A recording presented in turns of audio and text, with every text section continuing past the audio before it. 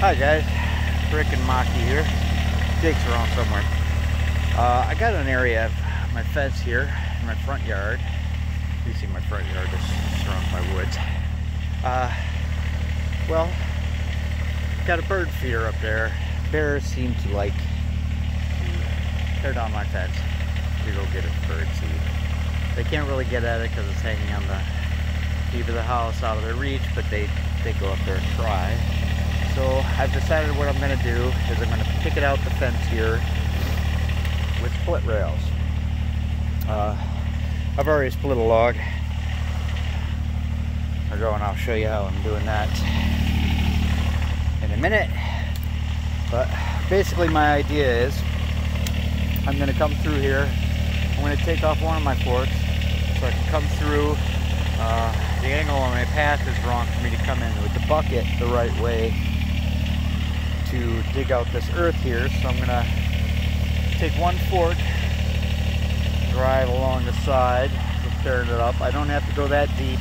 I've got my fence post here that's going to provide the main support. Mainly this is going to be a visual deterrent. It's going to provide something a little bit more solid. I might get some more bells and attach it on it so it just makes a lot of noise if they try and go through it, rather than just right now they're treating this stuff like it's just, you know, vines and stuff in their way. They tear right through it like it's nothing, and then I gotta come out and repair the dang fence and worry about whether or not, you know, I'm letting my dogs out and there's a bear in the yard. Okay, so I've got one of my forks off. You can see fork is right over there.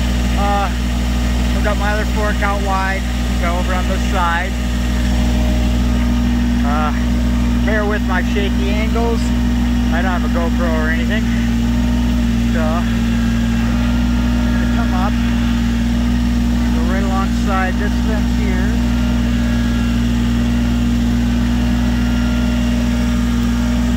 Not so tight I tear it up. Trees behind me. Wiggle around a minute.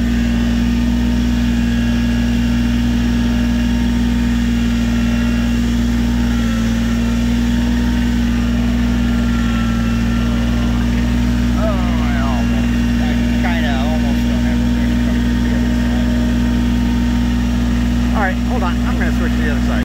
Okay, I switched my fork over to the other side.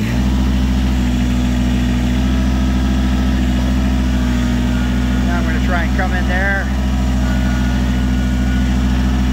get that dirt nice and loose so I don't have to do a lot of digging. Basically just plant the stakes, staple them to the fence. Now they're going to put in cross pieces, nail them to, just kind of make it all kind of one piece. So you tear down one part of the fence, you're ripping it all along the way. It'll take more force to it. It'll make a whole lot more noise when they try and do it. For sure it would alert the dogs. Dogs will start barking. I know there's something out here. I can come kill me a bear. So as you can see, I'm just kind of dipping my fork in the ground a bit, flipping it forward. Not going that deep. I don't need to go that deep. Forks aren't really made to go that deep. I don't even need to have it four-wheel drive. That's how little I'm pushing. Right here.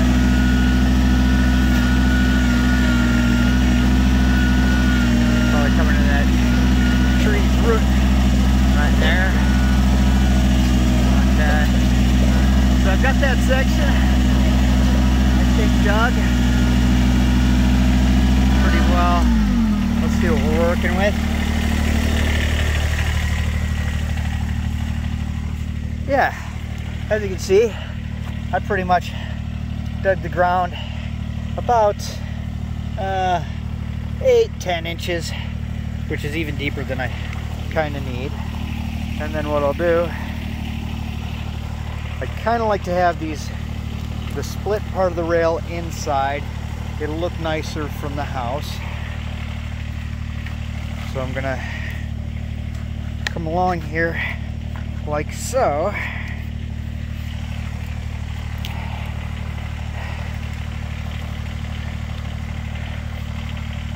So when I bury them in, they won't be that deep. Basically just kind of deep enough so that it'll make a lower spot for me to anchor the fence down. This post that I have driven deep will help hold it in place, along with that one when I put cross pieces from there to there, and then I nail these onto them. So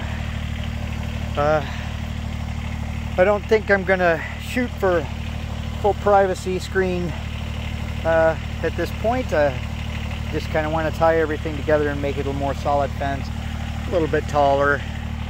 It's 4 foot now. This will take it about, you know, I'm not really measuring out the boards. I'm kind of taking logs as they come, but I'm shooting for 6 foot logs to split, so I'll probably come about 5.5 feet. So 1.5 foot over my fence now. It'll be a little bit more intimidating. Imagine that all the way across with cross bracing. I'll see how quickly I can produce the split rails, and how plentiful my logs of the appropriate size are, to see my spacing before I really start hammering everything into place. Because I do kind of want to go. They haven't really came through over there yet. Eventually I'm going to have to hit that, but it hasn't been a problem, so I'm going to hold off until it is a problem. It really started pretty much right here. You can see this is actually previously ripped down. It was here the bear came in last night. This was, he just kind of tore apart my fixes when he tore that all down from a previous bear encounter. So, plan on starting about here, and I want to kind of fill in my gaps where my fence isn't as solid. When I threw the front fence in, I was getting torn apart by bugs. I didn't have a ton of money for fence posts. I hadn't yet stumbled on the whole idea of, hey, you know, I've got wood, just drive a damn log into the ground. So I've got some places where I got considerable gaps, and I want to shore them up. You can see this is another spot where the bears have come in. Yeah. It was bad enough when they come in and go out the same spot like the one did last night. More often than not, they'll come in one spot, get scared off by the barking dogs, and go out a completely different spot and tear it down in a completely different place. I don't know if I'm going to come all the way into here. I think I might just try and brush this all out. Make kind of a makeshift wall. Oh, what the heck? I didn't notice the fence down over here. Something has come through over here. Like I said, I don't think it was the same bear. This must have been earlier. I guess every time my dog freaks out, I should come out and check the fence. So maybe I will have to come all the way around to here, because they came right through this brush to get to that area of the fence. I could waddle it out a little bit more, just kind of stack it, make it a little bit more imposing, more of a brush pile, because I really don't want to have to try and trench in amongst all these trees.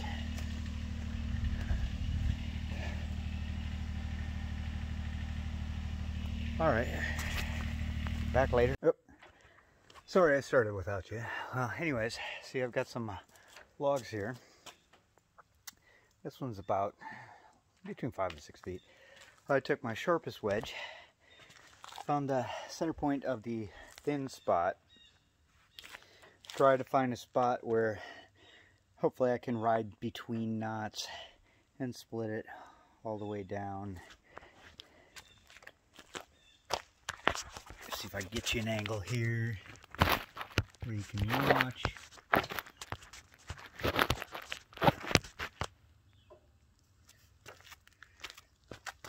So, took my sharpest wedge,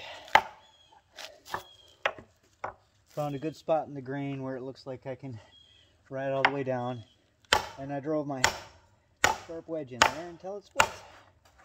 And then I check out the split, how it's splitting. Is it splitting the way I want to? It kind of looks like it. I don't know if you can tell from here, it's coming down the middle on the back side, come through the middle up here. So now I'll take one of my fatter wedges. You need at least 2 wedges to do this. One has to be good and sharp. One doesn't have to be so sharp. A little thicker would do, but if you've only got 2, that kind of limits you. If you've got a 3rd or a 4th, yeah, you don't have to panic so much. You don't have to. You have rescue wedges, because there are times where both wedges will be crammed in there. You can't get them out. And so we're good. I'd say 3. 2 is the bare minimum, but I'd say it's good idea to have at least 3 wedges.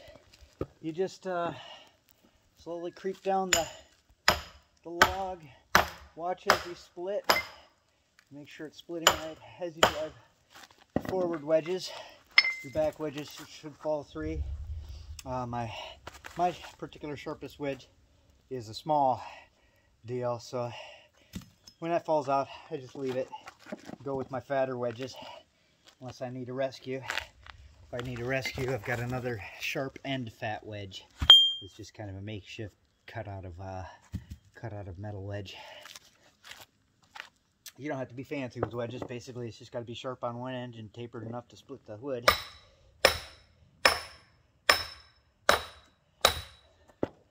You might have to have something sharp where you can come through. Sometimes there will be fibers attaching in between here, and to make it look nicer, you want to come back through. Maybe a long-handled chisel or a long blade chisel. I don't have one at this point. This is a new thing for me, the whole splitting logs. I didn't realize it was actually this easy. I mean, you've been with me the whole time. You see how long it's taken me. I nearly got this one all the way apart. I kind of went too ambitious. Went a little too far forward with this one. Just takes a few more whacks.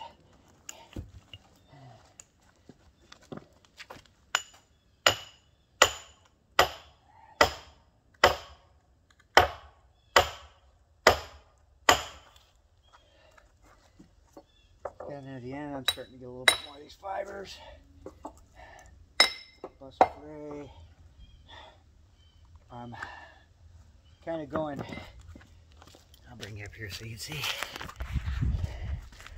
As I've gotten up here, you can see where it's split off here, and I've got a major wedge, or a major fiber deal splitting off here. I kind of want to bring this one over to that side, so I'm just going to make sure when I place my wedge, and whenever, it didn't happen on this one until I got all the way down here, but whenever this happens, it's kind of why you want to creep along the log. You got to see which side you want that fiber to go on. I didn't clean the bark off. Some people recommend you clean all the bark off. I'm just kind of doing a makeshift deal. Actually, it looks like all I got to do is split that fiber, and it'll split that fiber, and it'll be perfect. So that's what I'm going to do. I only have a spot to sit you down. I don't know. I hope you can see.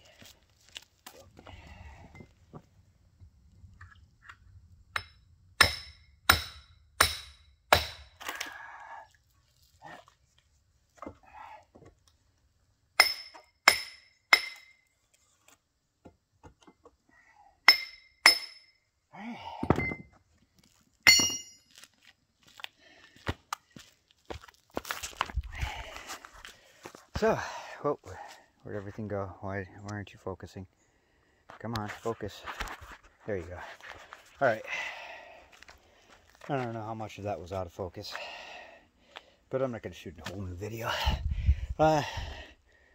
So, as you can see, we got two pretty good split rails. Now, I'm thinking of, for my purposes, that I don't need them this big or this thick, so I might come through and just do the same thing. This one's okay. I'll keep that one as is. And this one's pretty thick. So I think what I'll do, it looks like I've got a good grain going all the way down. So I think what I'll do is repeat the process. I'll go get myself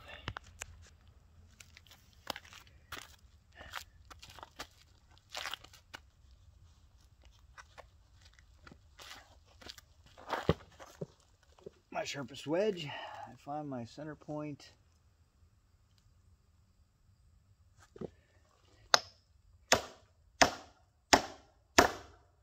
I like to go from the round edge when I'm going on a flat one like this, so I can see where the branches came out, where the knots are going to be, because that's where the knots are, where the branches are.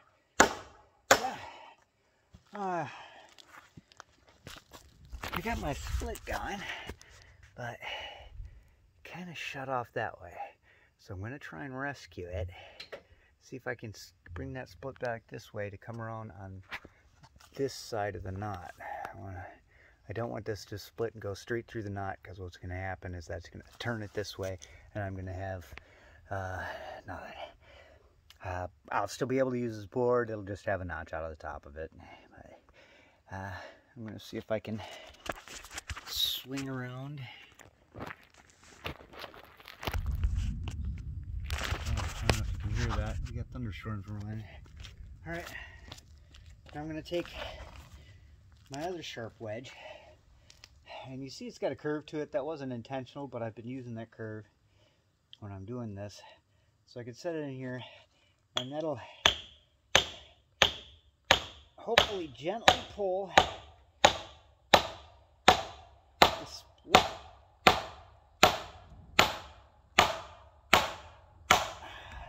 in the direction I want it to go.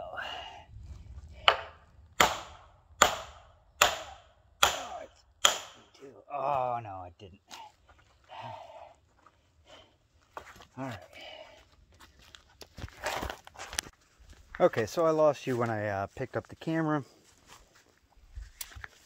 Well, what happened was it split, and as I predicted, it hit that knot, split off, and took out this whole chunk. So that made it unrescuable. So I pretty much just ripped it off, and now instead of getting 3 out of this, I was able to get 2. It's not bad. It wasn't a very thick log to begin with, so 2 is very acceptable. I mentioned I heard thunder going to split that very next log after I last left you guys, and started downpouring on me. It is important to note, when you're using tools like these, and after you're done using them, especially if they get wet, dry them off, and you really want them to last well, stay sharp and useful a long time. I'm not always the most religious about this, but I should be. Just kind of wipe the water off and wipe some oil on your tools. Doesn't matter what kind of oil, whatever you have handy. You got, I had PV Blaster penetrating oil lying around, that's what I'm using. Rust oil, or WD-40 is fine. Used motor oil, anything you can get on here just to protect it from the damp. Because this kind of metal will rust up. And a rusty tool is not a happy tool.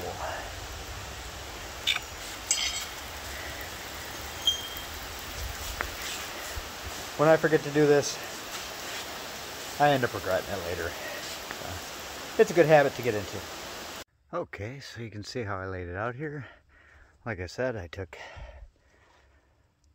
a cross piece, laid it across there, wired it to the posts, fed these in between the fence so that the wood is what shows from the house because the fence is kind of ugly.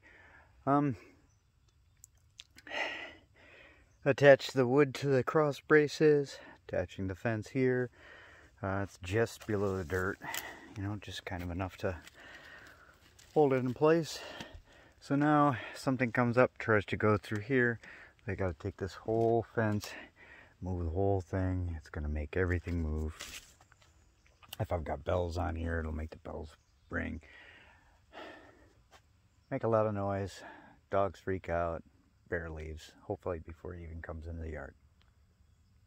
Brick out. And that's what it looks like from the inside with the split rails in, or the split part in.